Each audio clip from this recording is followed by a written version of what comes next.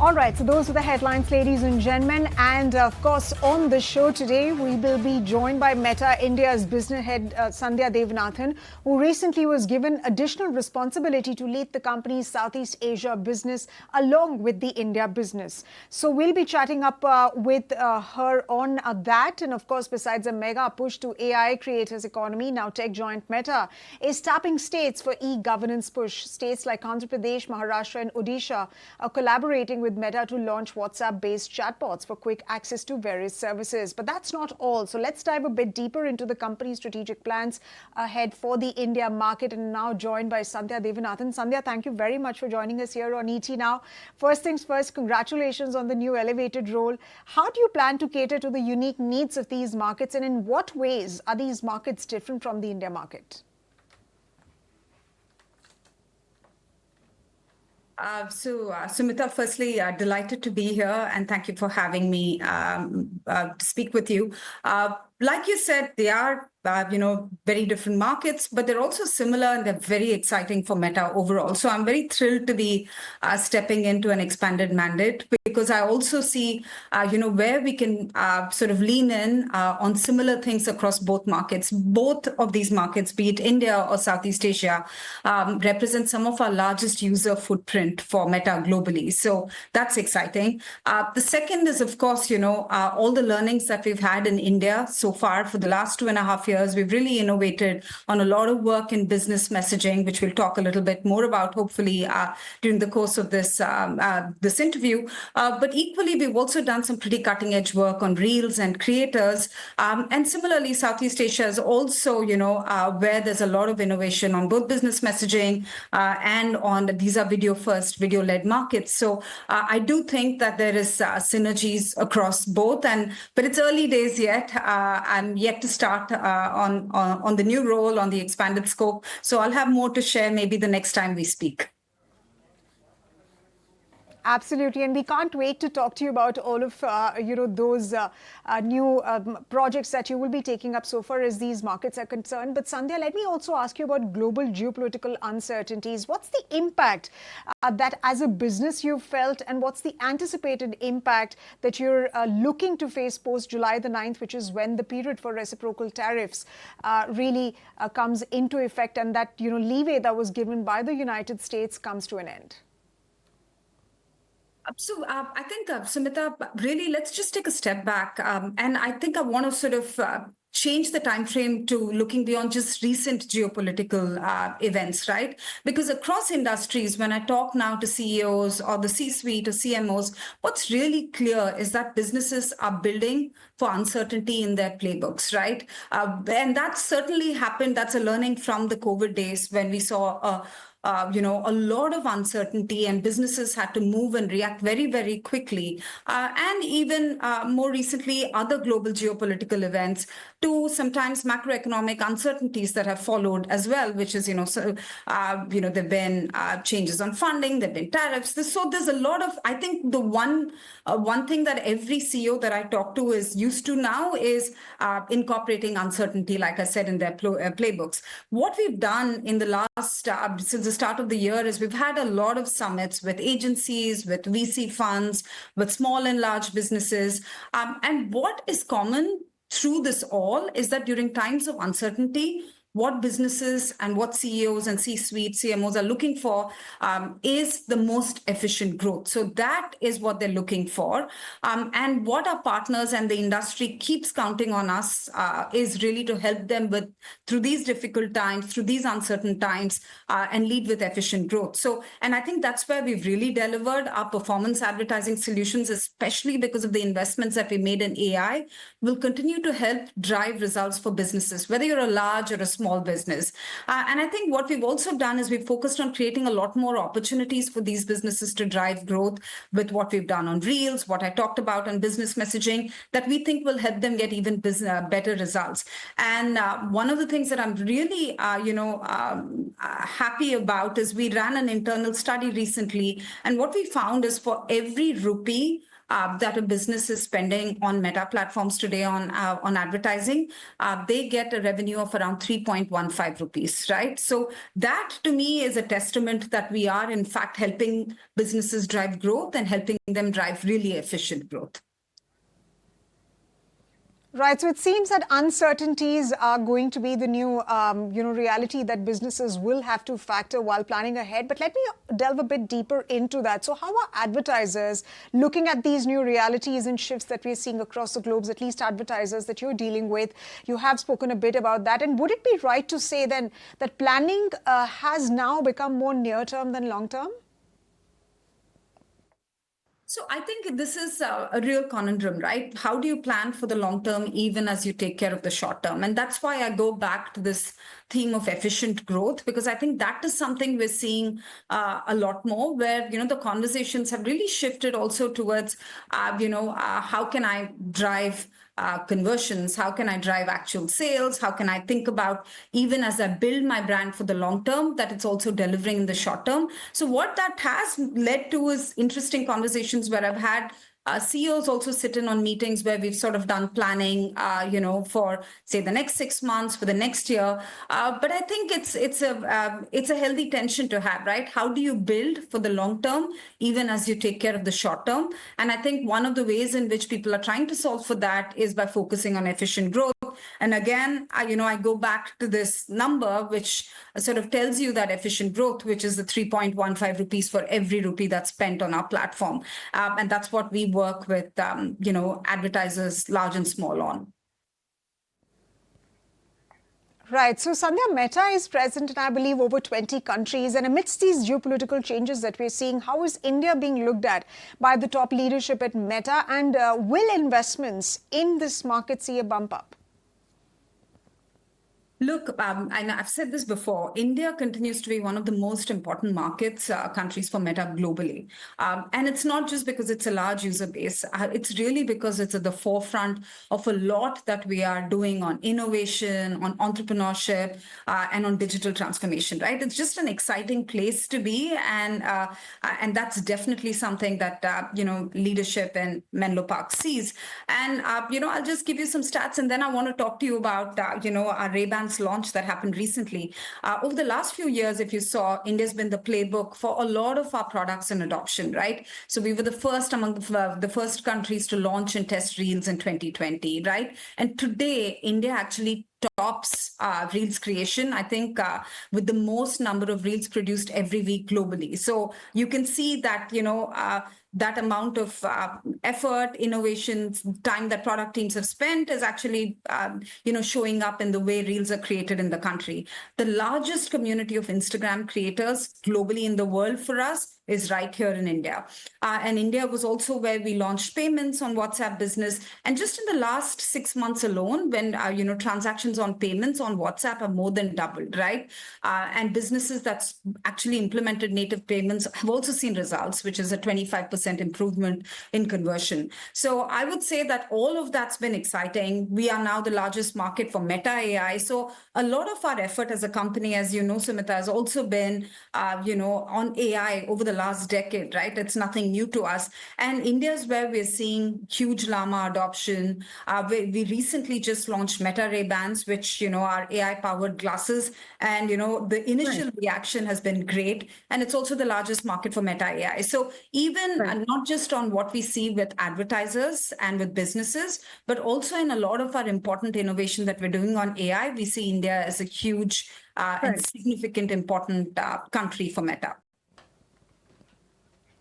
Right, Sandhya. So let's talk a bit about the recently launched Ray-Ban smart glasses. There's a lot of excitement around that and how that's going to change user experience, content play, and as a revenue, how do you think that's going to work for Meta in this new space of virtual reality and content creation?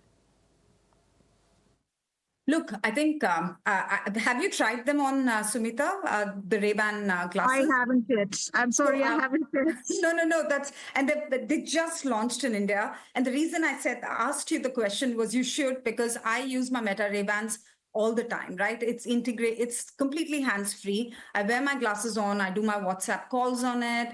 I listen to music on Spotify. And, if you're wearing those glasses and you're looking at a monument and you want some background on that, or you're looking at something and you want a recipe, the AI functionality lets you do all of that.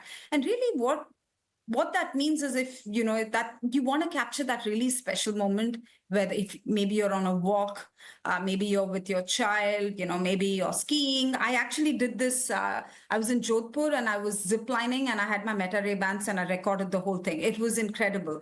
But what that means is that you stay connected to the things that really matter to you the most. You're in the moment, you're experiencing it, and you're doing it hands-free, and your glasses are recording what's around for you or telling you more information of what's happening around you for you. So we think these are an incredible way in which AI is coming to life, completely integrated with wearables. And we're very excited about, the future that it unlocks. In fact, we demoed the Meta Ray Bans before we launched it at Waves. And you should have seen the number of people that were coming and trying it on, the feedback that we got. All of that was really encouraging. We've also launched Meta AI as a standalone app now. We have more than 1 billion people using Meta AI across 1 million monthly actives using Meta AI across our family of apps. And that's really sort of now also the way in which you can pair it with your Meta Ray-Ban glasses and enhance your experience. So, we are very excited about the launch, not just for the form factor of glasses, but also for what it means for wearables and AI. And very excited India being potentially the, also the trendsetter in this in terms of innovations that we launch in the future.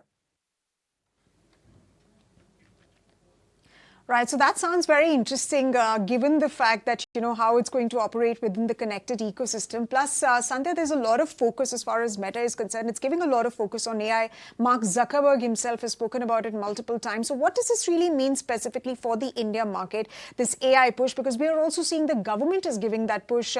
It's making investments into developing India's own AI model. The policy also has at least 7 legs, which will give a push to all of these 7 pillars. Are you planning at collaborating with the government on that? So there are 2 questions in this on the government's front, on whether you're looking at collaborating with the government, and secondly, how are you looking at the India market specifically with respect to the kind of AI push globally that Meta has given? How big is this market?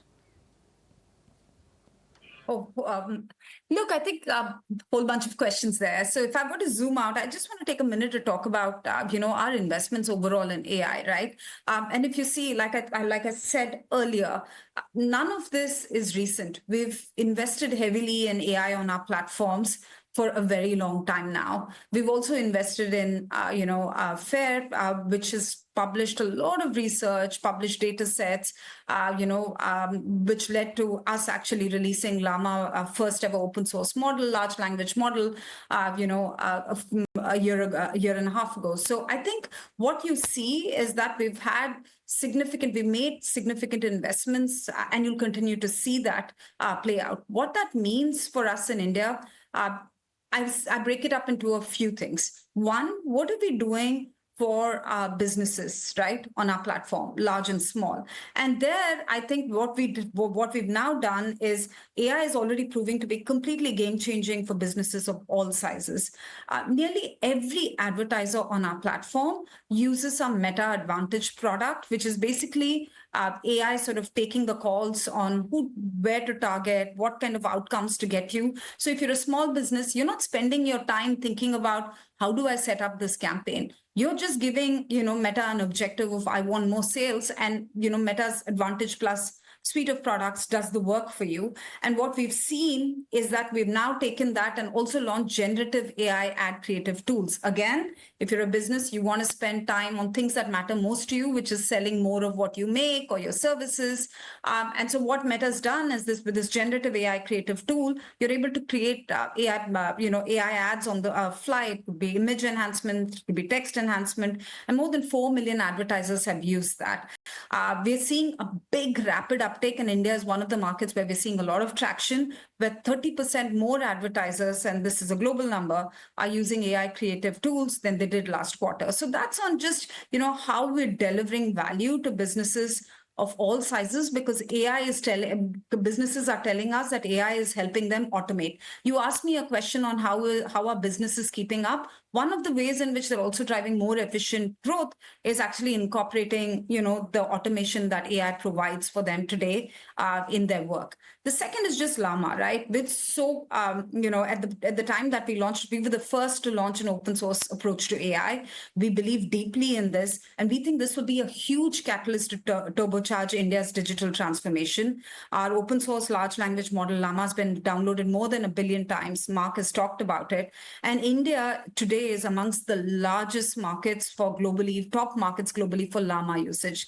So Indian developers are using it to solve for India's unique needs. And I'll bring it to life with an example, and then I'll pause for your next question, which is really, I want to talk about Sarvam, right? Sarvam, when they launched their first open source audio LLM, Sukha, one of the things that they did was they actually built it on top of Llama 3. So Llama serves as a decoder, Sarvam had an audio encoder that took tokens, like basically if you were speaking, they made it into audio inputs, sent it to Llama, Llama decoded it into a text-based response.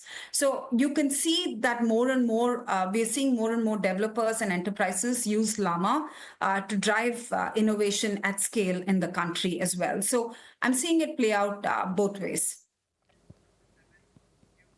And you're suggesting that those investments are paying off so far as AI is concerned. Sandhya, let me also talk to you about the payments space per se. Well, that's getting a lot of traction from India-specific players, and some of whom are actually looking at getting listed as well. How do you plan to stay ahead of competition? How do you plan to gain more market share? So I want to sort of, and again, we haven't changed, our thinking around this in terms of payments, right? India was the first country where we introduced payments on WhatsApp. It continues to be a priority market for us when it comes to driving growth for payments. And look, this is a competitive space, but we believe our strength uniquely lies in combining utility with actual familiarity, right? So we want to bring payments onto WhatsApp in the same trusted platform that people are already using, right? So we've seen, if you see the investments we've made, Sumita, it's really been about making businesses have very strong experiences with their users. And equally, if you're a user of WhatsApp, you're able to get what you need very, very quickly, connect with a business, get access to services. So like I said at the start, transactions on WhatsApp, payments on WhatsApp have more than doubled. And that kind of growth tells us we're on the right track, which is we're building the right experiences for users and businesses to connect.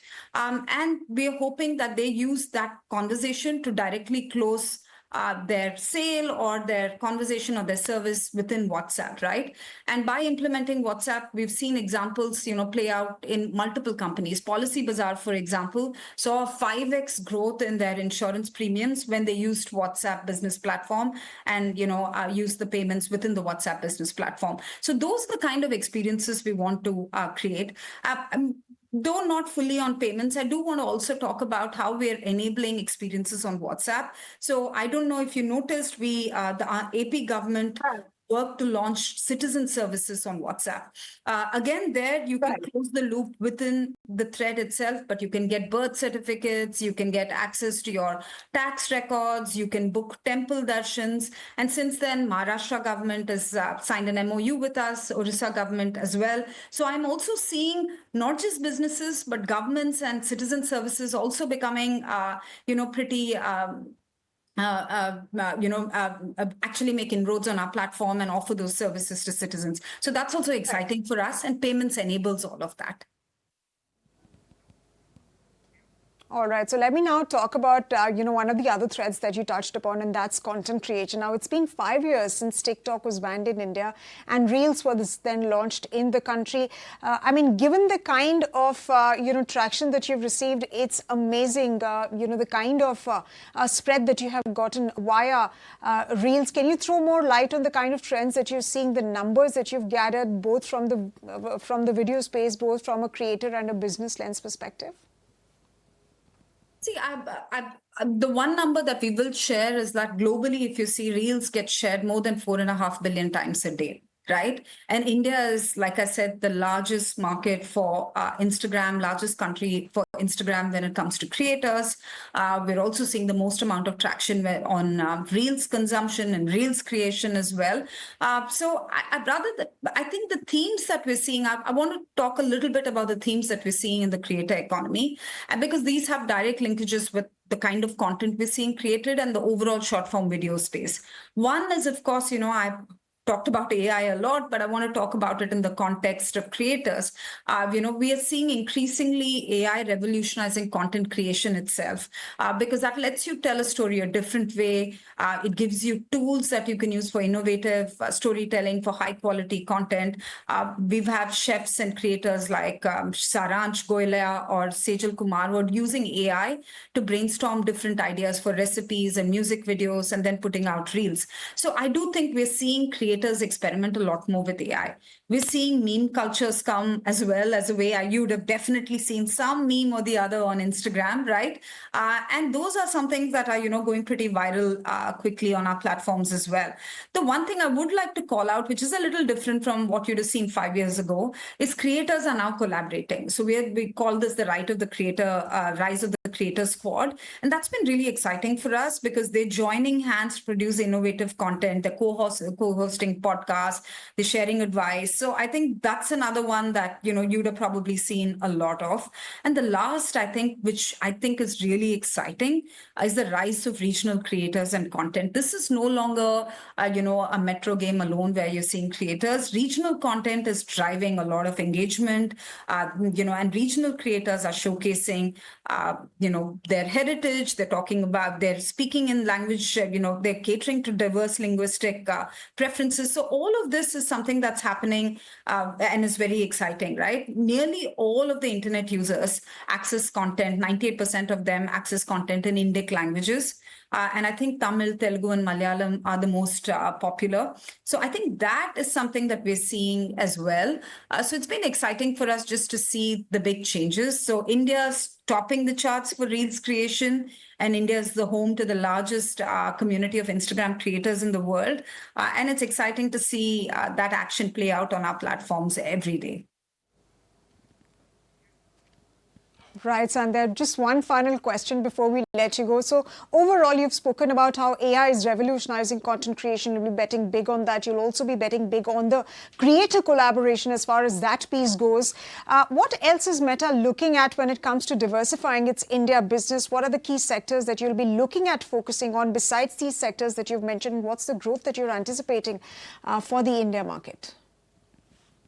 So look, I think the first one that I want to talk about is just like businesses, right? Businesses large and small. We want to be able to deliver the best return for every rupee that they spend. So one of our focus and goals will be, how can we take that 3.15 revenues that a business earns today for every rupee they spend even higher, because we're deeply committed to the growth and success of businesses in the country, right? Especially the small and medium businesses. Just one stat I'll give you. Since we launched WhatsApp, more than 2 lakh SMBs in India, small businesses, use click to WhatsApp ads. So basically you click on an ad on Facebook or Instagram, then you get led into WhatsApp and you close your journey there. So we're seeing small businesses use that, and over 2 lakh of small businesses have used that. That's really exciting for us because that tells us that they're able to reach the audiences, close the sale, grow their business. So that's one. The second is just, all the momentum that we're seeing on Reels and creators. And I think there, we want to keep producing more and more innovative tools so creators can spend time making content that resonates, making content that they love.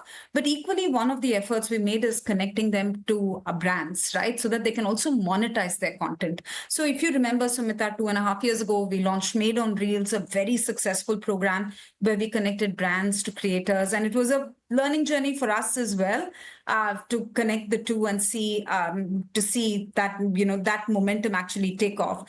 We recently launched our Reels Awards, Impact Awards as well. Even at Waves, you had a Reels Award. So I do think now that is also taking momentum, and that will continue to be a focus for us, the whole short form video side of the house, but equally helping creators monetize. The third is just what we're doing on AI, and there it's really the innovation play, whether it's Llama, whether it's the work we're doing with advertisers on our AI tools, so that will continue, or the work we're doing on Meta Ray-Bans, right? So that's a huge innovation AI play.